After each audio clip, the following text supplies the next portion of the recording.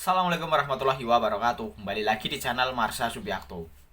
Pada kesempatan kali ini kita akan kembali membahas informasi menarik.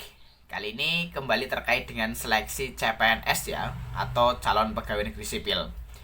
Jadi pada video saya sebelumnya ada yang bertanya berkaitan dengan seleksi CPNS ini. Pertanyaannya setidaknya seperti ini. Bang, kalau peserta seleksi CPNS hanya satu, apakah dia pasti lolos menjadi CPNS atau tidak? Jadi jawabannya tentu tidak ya.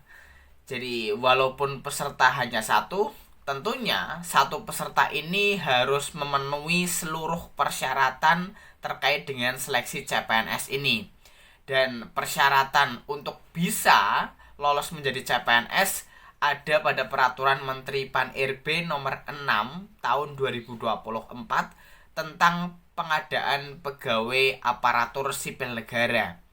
Jadi untuk seleksi CPNS sendiri itu ada seleksi administrasi. Jadi teman-teman ini harus lolos seleksi administrasi dulu.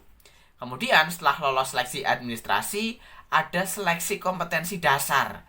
Jadi teman-teman harus lolos seleksi kompetensi dasar juga. Kemudian yang terakhir ada seleksi kompetensi bidang. Jadi 3 hal ini yang harus teman-teman lalui terlebih dahulu untuk bisa lolos menjadi CPNS. Kemudian terakhir juga ada pemberkasan. Di pemberkasan ini teman-teman juga ada kemungkinan untuk tidak lolos gitu ya.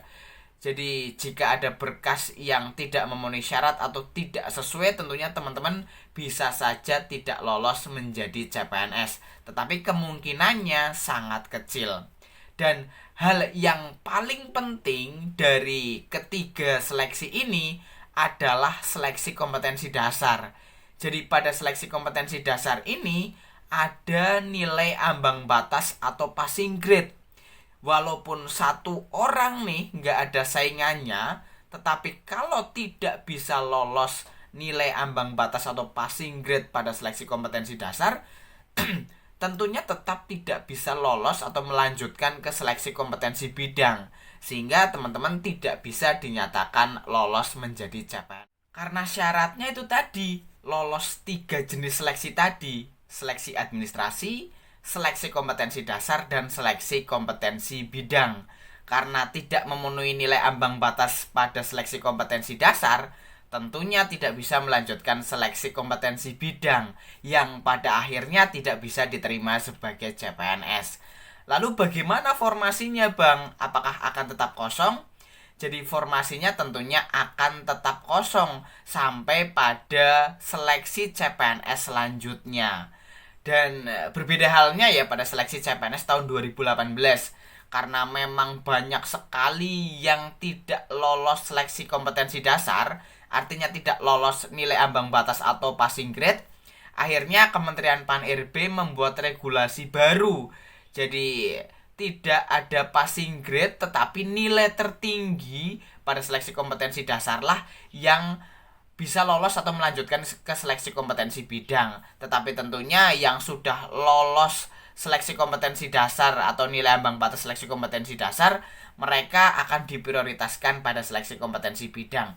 Tetapi hal ini hanya terjadi di tahun 2018 karena seluruh Indonesia banyak sekali peserta yang tidak lolos nilai ambang batas. Tetapi selama tidak ada aturan terbaru berkaitan dengan seleksi kompetensi dasar, teman-teman harus lolos nilai ambang batas untuk bisa diterima sebagai CPNS atau untuk bisa melanjutkan ke SKB dan akhirnya bisa diterima sebagai CPNS. Jadi penjelasannya seperti itu ya. Walaupun pesertanya hanya satu, kalau tidak lolos nilai ambang batas SKD, tentunya tidak bisa melanjutkan ke SKB dan pada akhirnya tidak bisa diterima sebagai CPNS. Jadi mungkin itu informasi yang bisa disampaikan pada kesempatan kali ini. Jika ada tanggapan atau pertanyaan berkaitan dengan hal ini, teman-teman bisa tinggalkan di kolom komentar. Terima kasih, mohon maaf bila ada kesalahan. Wassalamualaikum warahmatullahi wabarakatuh.